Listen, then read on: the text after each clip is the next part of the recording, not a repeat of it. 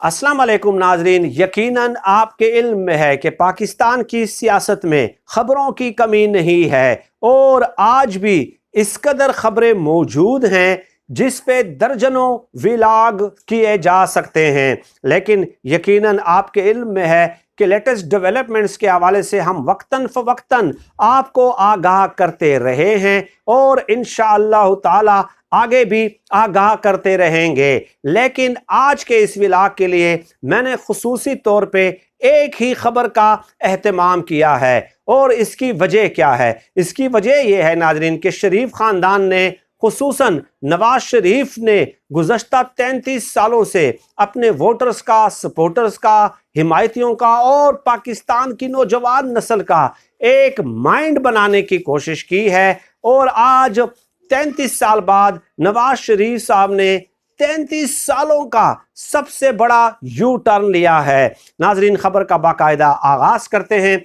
कई पार्ट्स में, हिस्सों में, स्टेप वाइज क्रोनोलॉजिकली मैं आपके सामने वो खबर पेश करता हूँ। नाजरीन, आपके इल्म में है कि बिलावल जरदारी साहब वजीर खारजा हैं और हिना रब्बानी कर साहबा जो है minister of state for foreign affairs हैं। गोया वजारत खारजा का जो महाज है वो पीपल्स पार्टी के पास है। आपने देखा कि बिलावल जरदारी ने कई गैर मुल्की दौरे किए, चुनाचे शरीफ खानदान को ये बात दुरुस्त महसूस नहीं हुई, उनके दिल में एक खलिश महसूस हुई और उन्हें लगा कि पीपल्स पार्टी गैर मुल्की दौरों की आड़ में अपने लिए इंटरनेशनल सपोर्ट हासिल कर रही है, बैनुल अक़वामी सतह पे अपने लिए कैंपेन कर रही है। चुनाचे उन्होंने तारिक फातमी साहब को जो है वो अमेरिका के दौरे पे भेज दिया। इस हवाले से नाजरीन 6 दिन पहले एक तफसीली व्लॉग मैं कर चुका हूँ।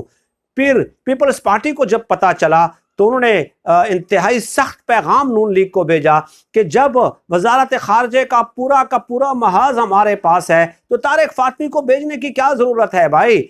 नून लीग ने कहा कि वो जो है अपने ज़ाती दौरे पे गए थे, लेकिन fact of the matter is that कि उनकी वहाँ पे अमरीकी गवर्नमेंट हायर ऑफिशल्स के साथ भी मुलाकातें हुई। उसके बाद इस खबर की तफसील आप मेरे 6-7 दिन पहले वाले व्लॉग में देख सकते हैं। उसके बाद जो army chief general Qamar Javed Bajwa साहब हैं, उन्होंने अमरीकी नायब वजीर खारजा वेंडी शर्मन को फ़ोन किया और दरख्वास्त की कि हमारी कुछ इमदाद IMF ने देनी है, वो रकम फंसी हुई है, आप अपना किरदार अदा कर दें। ये army chief general Qamar Javed Bajwa साहब ने उनको फ़ोन किया था। अब उसके बाद नाजरीन क्या हुआ, IMF का एक एलामिया जारी होता है कि हम आपको पहली किस्त 1.7 अरब डॉलर देने को तैयार हैं।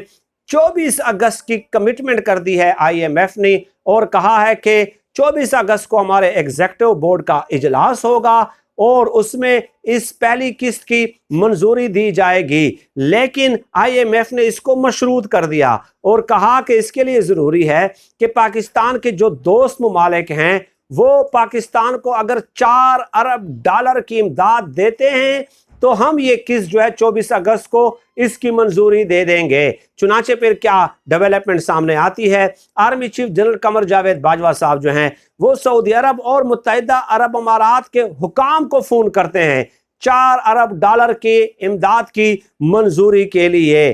और डेफिनेटली यही बात हुई है जनरल कमर जावेद बाजवा साहब की उनसे, और उसके बाद इसके असरात भी अब आना शुरू हो गए हैं, जाहिर होना शुरू हो गए हैं। एक तो IMF ने कमिटमेंट कर दी, UAE और सऊदी अरब ने भी हामी भर ली है।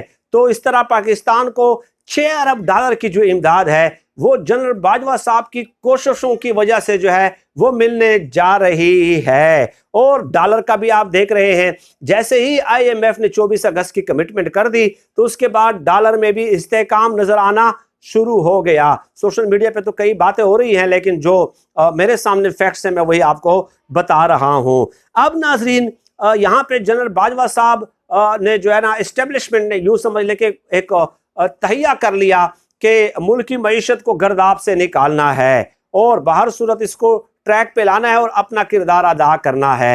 ये तो बात हो गई, लेकिन यहाँ पे नाजरीन सवालात उठते हैं कि क्या ये हुक्मरान इस कदर नाअहल हैं, इस कदर नाकाम हो गए हैं कि हर महाज पे ये फौज की तरफ देखते हैं जनरल बाजवा साहब की तरफ देखते हैं। इमरान खान साहब जब लॉन्ग मार्च कर रहे थे उस वक्त भी ये फौज की तरफ देख रहे थे। इनका कहना था हमारे हाथ पांव बांध दिए गए, हम कुछ फैसला नहीं कर सकते। इन्होंने फौज को बुला लिया था बाकायदा राना सनाउल्लाह साहब ने। और अब इस महाज पे भी वजह क्या है? अगर ये इस कदर नाकाम है और $6 अरब की इमदाद जनरल बाजवा साहब ने हासिल करनी है तो इनके ऊपर अरबों रुपए माहवार खर्च करने की जरूरत क्या है? फिर वजीर खजाना क्या फोन नहीं कर सकते थे IMF को? क्या सऊदी अरब को, UAE को फोन नहीं कर सकते थे? क्या अमरीकी हुकाम को वजीर खजाना फोन नहीं कर सकते थे? वजह यह है कि मिफ्ताह इस्माइल साहब ने गुज़श्ता दिनों एक ट्वीट किया था कि ताजरों के ऊपर मैंने टैक्स लगा दिया है। उसकी ट्वीट के बाद मरियम नवाज ने ट्वीट करके बाकायदा ट्वीट किया कि मिफ्ताह साहब, वजीर खजाना साहब, ताजर बरादरी परेशान है, इस फैसले को वापस ले लें। तो ओके जनाब लिख दिया मिफ्ताह इस्माइल साहब ने, और जो ताजरों के ऊपर टैक्स लगाया था वो फैसला वापस ले लिया। अब बैरूनी दुनिया देखती है कि एक मुआशी पॉलिसी टैक्स लगाने की आपका वजीर खजाना आपकी रियासत मुरतब कर रही है और एक बादशाह की बेटी है वो ट्वीट कर देती है, जो ना MNA है ना MPA है, वो ट्वीट करके वजीर खजाना और रियासत अपना टैक्स लगाने का फैसला वापस ले लेती है, तो कैसे एतमाद होगा? अब यहाँ पे तो ये खबर हो गई। अब नाजरीन, जो लिखा हुआ है कि मरियम नवाज शरीफ के चक्के चुड़ा दिए। नवाज शरीफ को गुज़श्ता 33 साल सियासत का सबसे जोरदार झटका यह है कि नवाज शरीफ ने गुज़श्ता 33 सालों ने, नवाज शरीफ ने, मरियम नवाज ने और उनके तनख्वाहदार सहाफ़ियों ने 33 सालों से एक बयानिया अपनाया है, और वो ये कि नवाज शरीफ सिविल सुपरमेसी चाहते हैं। नवाज शरीफ साहब कहते हैं कि फौज अपना आईनी इख्तियार इस्तेमाल करे, अपना आईनी किरदार अदा करे। फौज का मईशत के साथ, फौज का सियासी मामलात के साथ, फौज का फॉरेन पॉलिसी के साथ कोई ताल्लुक नहीं है। फौज को मैं किसी भी सियासी मामले में मुदाखलत नहीं करने दूंगा, इंतजामी उमूर चलाने नहीं दूंगा। ये नवाज शरीफ साहब ने 33 सालों से बयानिया बनाया हुआ था, मरियम नवाज ने बयानिया बनाया हुआ था। आपको याद होगा कि इमरान खान साहब के दौर में भी जनरल बाजवा साहब ने कई गैर मुल्की दौरे किए और माशी इमदाद इकट्ठी करने की कोशिश की, तो यही लोग कहते थे सेम पेज शेम पेज। फिर कहते थे मरियम नवाज और नवाज शरीफ के ये नाअहल खान है, इसको जनरल बाजवा चला रहे हैं, और कैसे आपने इनको इजाजत दे दी है? नवाज शरीफ कहते थे कि हमारा जवाब तलबी जनरल बाजवा साहब आपसे है, आप उनको लाने वाले हैं और आप उनको चला रहे हैं। ठीक है, ये तक कहा गया, लेकिन आज आपकी हुकूमत को वो चला रहे हैं। नवाज शरीफ साहब, आपने कहा था कि 1993 में मुझे इस वजह से निकाला गया कि मैं डिक्टेशन नहीं लेता था और मैं फौज के माशी और फॉरेन पॉलिसी के मामलात में मुदाखलत की इजाजत नहीं देता था। आप कहते थे 1999 में कारगिल के मामले में मुशर्रफ से जवाब तलबी के मामले में मुझे निकाला गया, लेकिन आज आपने अपने बयानिया की नफी कर दी है। वोट को इज्जत दो का बयानिया आपने दफन कर दिया है। सबसे जोरदार झटका, सबसे बड़ा यू टर्न आपका ये है कि आज आपकी मईशत जो है जनरल बाजवा साहब चला रहे हैं। $6 अरब की इमदाद वो हासिल कर रहे हैं। आपने गुज़श्ता 33 सालों में अवाम को गुमराह किया, इंटेलेक्चुअली करप्ट किया कि मुझे इस वजह से निकाला गया, मैं इनकलाबी हूँ, मैं जमहूरियत का आलम बरदार हूँ। आज नून लीग के सहाफ़ी भी जो है ना बंगड़े डाल रहे हैं कि जनरल बाजवा साहब और नवाज शरीफ साहब एक पेज पे आ गए हैं, नून लीग की मदद कर रही है फौज। तो आपका तो पूरा बयानिया खत्म हो गया।